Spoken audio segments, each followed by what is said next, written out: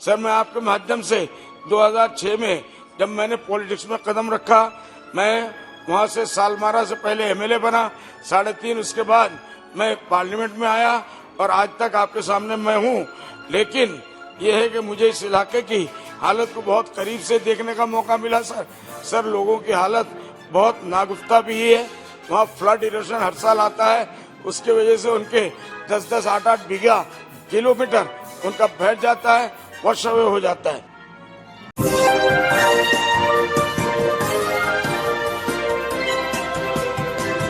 बदरुद्दीन अजमल जी। सभापति जी, मैं आपका बहुत बहुत शुक्रगुजार हूं कि आपने मुझे इस स्पोर्ट्स एंड शिपिंग मिनिस्ट्री के बजट के ऊपर बोलने का मौका दिया। चूंकि हमारे सर्बानंद सोनोवाल जी मिनिस्टर वो हमारे इलाके से है, उसी इलाके से मैं एमपी बन के आता हूं, इसलिए उनके बजट में तो मैं खिलाफ कर ही नहीं सकता। इसलिए जो भी बजट है, जैसा भी है, अच्छा है या बुरा है, पूरा का पूरा मुझे उसका सपोर्ट है। जी, आपकी तारीफ कर रहा हूं, बोलिए। जी, शुक्रिया, बहुत बहुत शुक्रिया, बहुत बहुत शुक्रिया। तो मैं मिनिस्टर साहब से आपके माध्यम से ये कहना चाहता हूं कि आजादी से पहले धुबड़ी पोर्ट, जहां से मैं जीत के आता हूं सर, ये 3rd टाइम है मेरा इस हाउस में, और मैं बहुत ही अहमियत रखता था क्योंकि वहां से इलाके के लोग अपना प्रोडक्ट दूसरे सूबों और दूसरे मुल्क में भी एक्सपोर्ट इंपोर्ट करते थे। सर, आसाम के लोग धुबरी पोर्ट से स्टोन्स, वेजिटेबल, जूट, राइस वगैरह का एक्सपोर्ट का काम करते थे। इसकी वजह से इलाके में बड़ी खुशहाली थी, चहल पहल थी। वहाँ के लोग माली एतबार से बहुत मजबूत थे, फाइनेंशियल एतबार से। मगर सर, मैं आपके माध्यम से ये कहना चाहता हूँ, मुल्क की तकसीम के बाद, पार्टीशन के बाद धुबड़ी और कोलकाता के बीच में शिप्स का रास्ता बंद हो गया, जो कि इम्पोर्टेंट पॉइंट था, क्योंकि वाटरवे का कुछ हिस्सा दूसरे मुल्क में चला गया। उसके बाद धुबरी पोर्ट बिल्कुल बेकार हो गया और वो बंद हो गया। सर, मैं आपके माध्यम से इसका असर लोगों की जिंदगी पर पड़ा, उनकी माली हालात खराब हो गई और धीरे धीरे धुबड़ी और उसके आसपास के इलाके मुल्क के सबसे ज्यादा पिछड़ा हुआ इलाकों में से एक हो गया।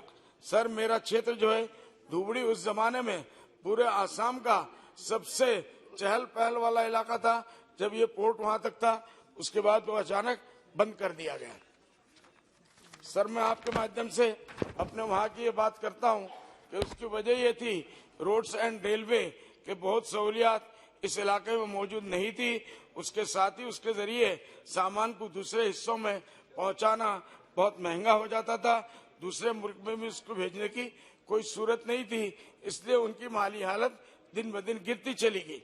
सर, मैं आपके माध्यम से 2006 में जब मैंने पॉलिटिक्स में कदम रखा, मैं वहां से सालमारा से पहले एमएलए बना, 3.5 उसके बाद मैं पार्लियामेंट में आया और आज तक आपके सामने मैं हूं। लेकिन यह है कि मुझे इस इलाके की हालत को बहुत करीब से देखने का मौका मिला। सर लोगों की हालत बहुत नागुफ्ता भी है। वहाँ फ्लड इरोशन हर साल आता है, उसकी वजह से उनके 10-10, 8-8 बीघा किलोमीटर उनका बैठ जाता है, वॉश अवे हो जाता है। सर, इसीलिए कमजोर होते जा रहे। सर, होने आने वाले हर साल फ्लड और इरोशन उनको तबाह कर देते हैं। उनके घरों और जमीन को रिवर ब्रह्मपुत्र बहा कर ले जाते हैं। वहां जाने आने का कोई सही रास्ता ना होने की वजह से कोई भी वहां जाकर इंडस्ट्री के लिए अपना इन्वेस्टमेंट नहीं करता।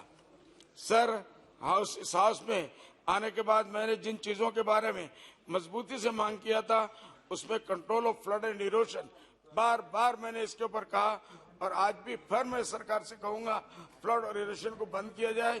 ये हमारे लिए देव है, हम लोगों को भिखारी बना रहा है। वहाँ हर किस्म के लोग रहते हैं सर। उसके बाद construction of Dhubri Phulbari bridge, revival of Rupsi airport, revival of Dhubri port, ये सब मेरे डिमांड के अंदर थे। मेरी खुशनसीबी है कि मेरे मिनिस्टर साहब भी मेरे आते ही, सर्बानंद सोनोवाल साहब तवज्जो चाहूंगा जी। ये हमारे बड़े भाई हैं या मैं इनका छोटा भाई हूँ, हम लोग दोनों जब भी मिलते हैं, लगते तो आप ही बड़े हैं वैसे जी। उनको तो कहना पड़ेगा सर, हमारे मिनिस्टर है उनको हम थोड़ा नहीं लगाएंगे जी, तो जी। काम हमारा कैसे बनेगा? इतना तो करने का मौका दीजिए जी। और वो हमारे गांव इलाके के हैं जी। सर इस इलाके में इसमें हाउस के इस बारहा उठाया और मुझे खुशी है कि सरकार ने धुबड़ी पोर्ट को रिवाइव करने के लिए फंड दिया और फिर उससे बिजनेस एक्टिविटी शुरू हुआ, जो मिनिस्टर साहब जानते हैं सर। मगर अभी भी उसमें इम्प्रूवमेंट की बहुत जरूरत है, वहाँ मजीद सहूलत के लिए फंड की जरूरत है। इसलिए मैं सरकार से मांग करता हूँ मिनिस्टर साहब के आपके माध्यम से कि वो इसके लिए फंड दिया दे ताकि धुबरी पोर्ट एक बार फिर से इलाके के लोगों के लिए बिजनेस पॉइंट बने और इलाके के लोगों की तरक्की हो सके। सर मैं आपके माध्यम से धुबड़ी के अलावा सदिया, धोला, पांडू, करीमगंज वगैरह के पोर्ट्स को भी मॉडर्नाइज किया गया है और काम जारी है। मुझे उम्मीद है कि हमारे मिनिस्टर साहब की निगरानी में ये सब जगह तरक्की करेंगे और कुछ ऐसा किया जाएगा जिससे वहाँ टूरिज्म को भी इसके लिए वो मिले ताकि उन इलाकों के लोगों को। थॉमस जी सर आपने बहुत मौका दिया सब लोगों को। मुझे भी सर मिनिस्टर साहब हमारे इलाके कंक्लूड कीजिए। उनका अभी कंक्लूड कर रहा हूँ। तो सर पिछले दिनों ये हुआ कि शायद मिनिस्टर साहब के पास भी रिपोर्ट आया होगा, बांग्लादेश से कुछ जहाज आए थे जो पत्थर लेने जाते हैं यहाँ शाम से धुबड़ी वगैरह के इलाके से। वो धुबड़ी में उनके जहाज 4-5 जहाज फंस गए और उसमें बेचारे सैकड़ों मजदूर उसमें फंस गए। उनका ये हाल हो गया, सर्दी का मौसम था बहुत जबरदस्त, तो वो सर्दी की वजह से मर जाएंगे या भूख से मर जाएंगे।